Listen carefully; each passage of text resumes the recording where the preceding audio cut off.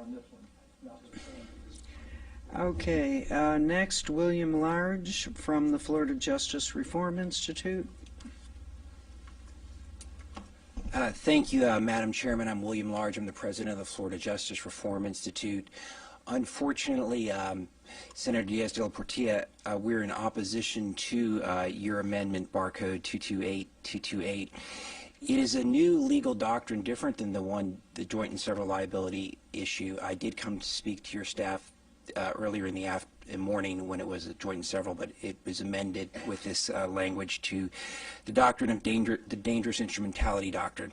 Here's why we'd be opposed to it. First and foremost, in Florida, the dangerous instrumentality doctrine is a judicially created doctrine. And I'm going to cite for you and your staff the Salisbury versus Kappa case and the Cotton Oil versus Anderson case.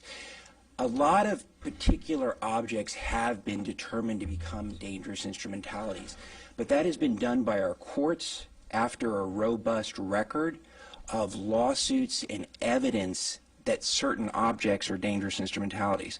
So our Florida Supreme Court, our DCAs over time, have indeed determined that the doctrine has extended to a variety of motor vehicles, including, for example, golf carts, trucks, buses, airplanes, tow motors, tractors, and forklifts. It's not to say that over time a drone would not be determined by a court to be a dangerous instrumentality based upon a robust record, but the record is based upon torts that have occurred with specific objects over time that our court system has realized, hey, these particular objects, there's something wrong with them, they're a dangerous instrumentality. So here would be something unusual. The legislature would create this doctrine. Now, I'm not actually saying the legislature can't do it. I actually believe the legislature could do it. But up until this point in time, this has been a judicially created doctrine based upon a robust records, based upon a finding of facts. So one of the factors that the courts have used over time, and Senator DLP, you'll have to excuse me, I've had only approximately about 25 minutes to research this issue, but a case that I want you to be aware of and your staff would be the Rippey versus Shepard case. One of the factors would be common knowledge and experience of the potent source of danger based upon, again, the findings and records. I'd also like to cite to you a case called Meinster versus Fisher at 462 Southern 2nd 1071 regarding golf carts. So golf carts were determined to be dangerous instrumentalities, but in order to reach that conclusion, a lot of weight was given to the expert witness's testimony on the evidence in the record. So it would be extraordinary for the legislature to point out that a particular object is a dangerous instrumentality. Now, I've heard in today's testimony, I've heard from Senator Diaz de la Portilla's comments of articles regarding drones, but those are articles, those aren't necessarily a robust record created in our circuit courts throughout the state. So I would respectfully suggest that at this point in time, there isn't a record to suggest that drones should be indeed dangerous instrumentalities. And another factor in the Rippey versus Shepard case is determined by the courts is whether the instrumentality is routinely operated in close proximity to the public or operated near public places. So this potentially then under the Arbach versus Galena case has the possibility of imposing strict vicarious liability. We're not in a trial Okay. here, so. Understood. So suffice it to say this would be unique for the legislature to declare something a dangerous instrumentality. So we'd be opposed to the amendment. Thank you. Okay, our next speaker is Madam Chair, a question? Yes, Senator Richter.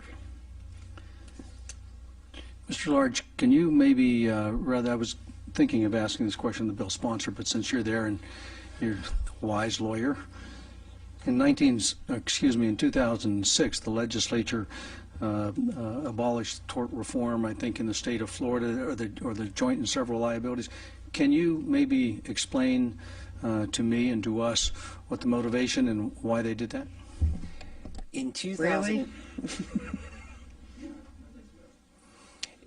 in 2006, the legislature abolished the doctrine of joint and several liability and adopted pure comparative fault.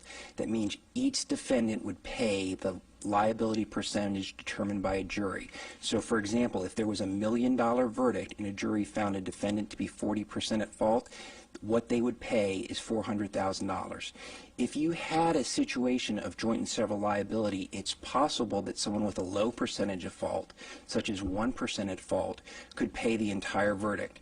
Prior to this amendment coming out, one of the things that this bill was doing was making the doctrine of comparative fault not applicable for drones. So now, apparently, with this amendment, it refers to dangerous instrumentalities.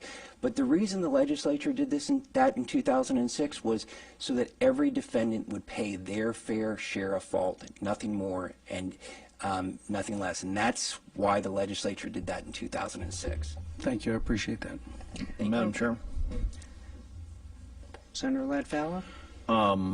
on this same train of thought, you know, I mean, I guess I'm now getting the impression that there may be some people in the committee and the business community think this is a, you know, a trial lawyer effort here today. But, you know, then I look in the audience and I don't see a single one of them here. So that then makes me believe that maybe that this is sort of a red herring on it. I'd like to have the sponsor, ask the sponsor to tell us, is this undoing joint and several, and why you think we need to do that? Because I wanted to get rid of joint and several. You know, I tried to do that 16 years ago here and wasn't successful. So, you know, I'd just like to know what Senator Diaz de la Portilla is thinking on this. Well, hasn't that been removed from this bill anyway? Correct. It's not even in the bill. That's why I don't want to have a tort reform seminar. So why do we have a couple speakers talking about it?